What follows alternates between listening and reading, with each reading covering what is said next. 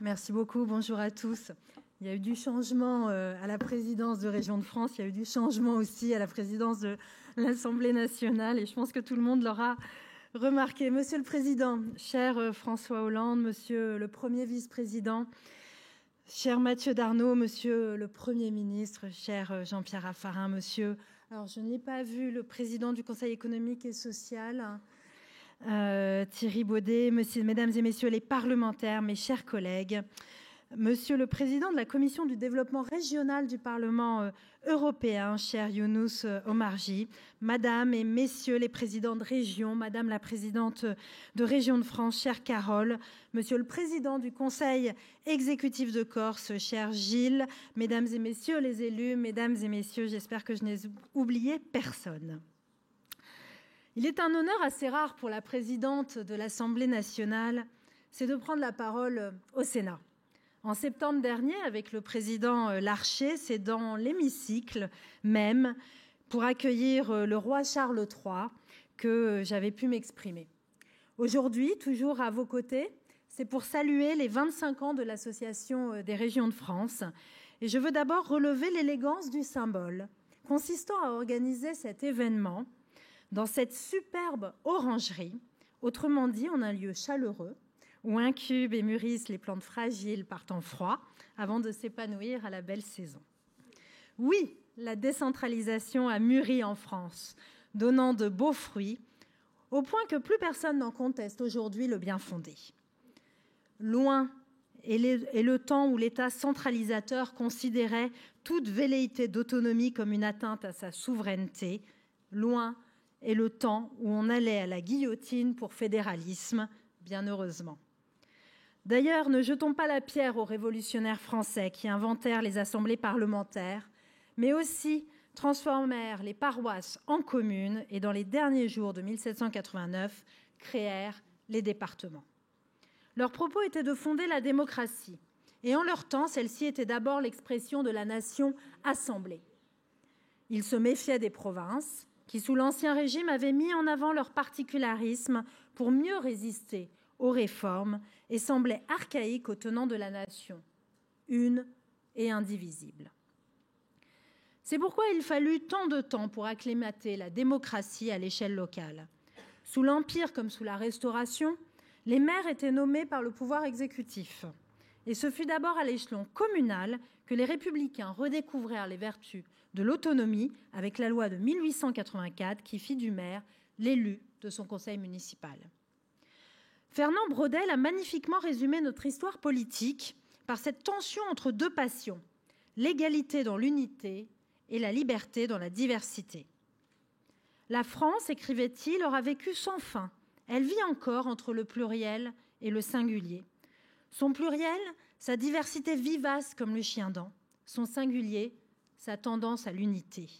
La France s'écartèle entre ces deux pôles, si bien que la plupart de ses ressorts sont tendus à l'excès. Dans notre pays qui doute, qui râle, qui s'interroge, il importe que les élus aillent à la rencontre des Français.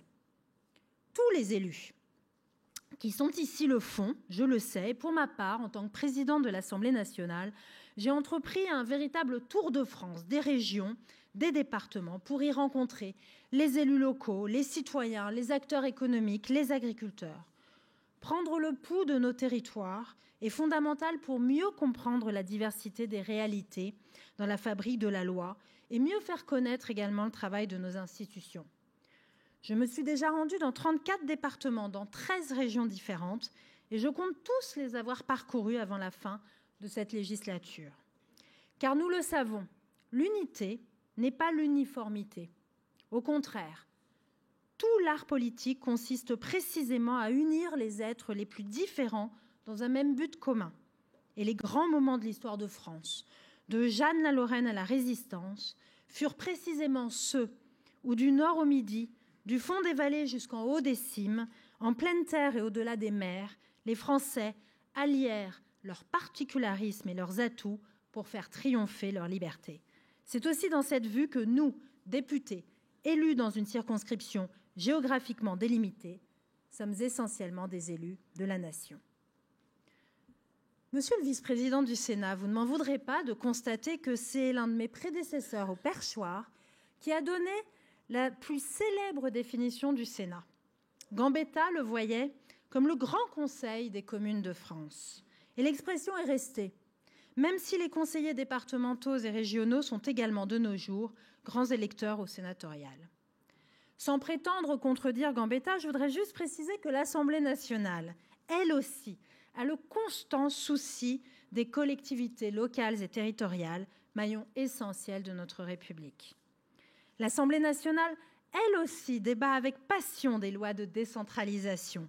Depuis le texte fondateur du 2 mars 1982, elle a ainsi adopté la loi du 28 mars 2003, refondant l'organisation décentralisée de la République, et Monsieur le Président Hollande, la loi du 16 janvier 2015, délimitant les 13 régions actuelles de l'Hexagone au lieu des 22 antérieurement.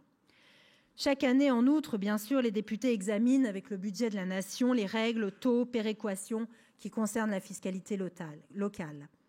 Notre Assemblée s'est d'ailleurs, à l'instar du Sénat, dotée d'une délégation aux collectivités locales et à la décentralisation, et je voudrais saluer son président David Valence. Elle accomplit un travail remarquable qui profite à toutes les collectivités comme à la nation dans son ensemble.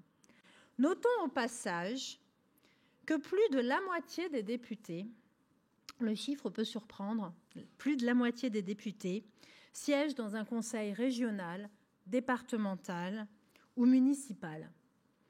C'est d'ailleurs mon cas et j'en suis fière. La place du député sur son territoire est un sujet fondamental.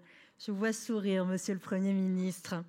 Je sais que nous sommes en opposition sur ce sujet.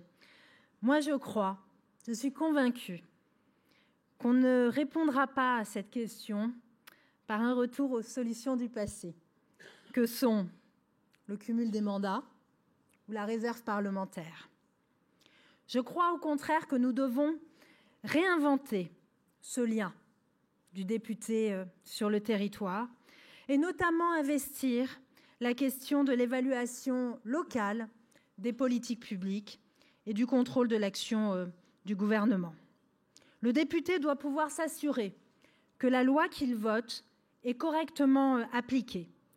Cela lui permettrait de suivre ce fameux fil du dernier kilomètre et d'améliorer encore la fabrique de la loi, ainsi enrichie de ce retour du terrain fait par les législateurs eux-mêmes.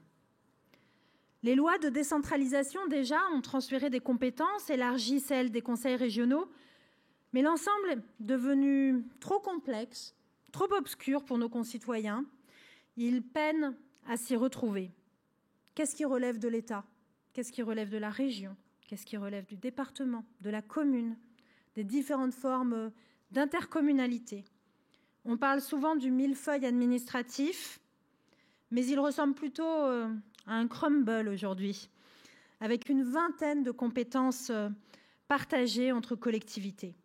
Il faut, j'en suis convaincue, clarifier la situation. C'est une exigence d'efficacité, en même temps que de transparence et de démocratie. À cet égard, il faut saluer le travail réalisé par la Cour des comptes dans un rapport annuel de 2023 qui dresse le bilan des 40 années de décentralisation et également évidemment le travail du Sénat qui a abouti en juillet dernier à 15 propositions pour rendre aux élus locaux leur pouvoir d'agir. Faut-il un Big Bang territorial? Les élus que j'ai rencontrés partout sur le territoire ne le souhaitent pas. Et je ne crois guère en la suppression de strates, solution qui pourrait créer de façon contre-intuitive du désordre. Sans doute faut-il exploiter mieux dans la loi les possibilités introduites en 2003 dans la Constitution de désigner des collectivités chefs de file sur des politiques publiques. Et comme vous le suggérez, Madame la Présidente, dans votre discours au Congrès des régions de France, il faut pouvoir pleinement exercer vos compétences pour pouvoir davantage agir avec efficacité. Fondamentalement, la démocratie ne se fragmente pas. Il n'y a pas d'un côté la démocratie nationale et de l'autre la démocratie locale. Ce sont les deux mêmes faces d'une même réalité. Le pouvoir du peuple, par le peuple et pour le peuple, qui s'exerce aussi bien sur des problèmes de voirie communale que sur les grandes infrastructures nationales. Au plan institutionnel, la mission que le président de la République vient de confier à monsieur le questeur Éric Woerth est d'ailleurs prometteuse. Approfondir la décentralisation, améliorer l'articulation entre l'État et les collectivités locales constitue l'un des grands enjeux politiques de cette mission, à l'heure où nos concitoyens veulent participer à la décision publique et réclament une plus grande proximité. Déjà, la Constitution reconnaît le principe même de la décentralisation et l'existence de collectivités à statut particulier. Déjà, cher Gilles Simeoni, elle prévoit des possibilités de différenciation territoriale, en Corse, en Outre-mer ou quand une expérimentation le justifie. Et une récente loi organique, depuis 2019, facilite de telles expérimentations encore trop peu nombreuses. Quant à la loi dite 3DS, elle permet aux régions et départements de formuler des propositions d'évolution législative pour adapter le droit à leurs besoins. C'est un pouvoir important dont les collectivités territoriales doivent pouvoir s'emparer. Nous devons, j'en suis persuadée, poursuivre dans cette voie. La différenciation n'est pas la séparation. Lorsque des réalités locales le justifient, je ne crois pas que la République recule parce qu'une organisation spécifique est mise en œuvre. Et je me rendrai en Corse prochainement pour y rencontrer les élus et continuer d'échanger avec eux sur les problématiques locales. Pour ce territoire, ils le savent, un important chantier institutionnel est devant nous et ils savent qu'aussi bien le président du Sénat et moi-même serons extrêmement attentifs aux futures évolutions et extrêmement à l'écoute de leurs propositions. Parmi les évolutions à étudier, je voudrais enfin évoquer le statut de l'élu, qui constitue, à mes yeux et à nos yeux, j'en suis sûre, un enjeu démocratique majeur.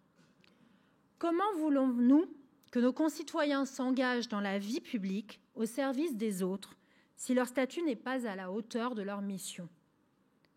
Quand bien même nos finances nous permettraient de doubler la rétribution des élus locaux, elles resteraient trop faibles pour l'ampleur des services rendus.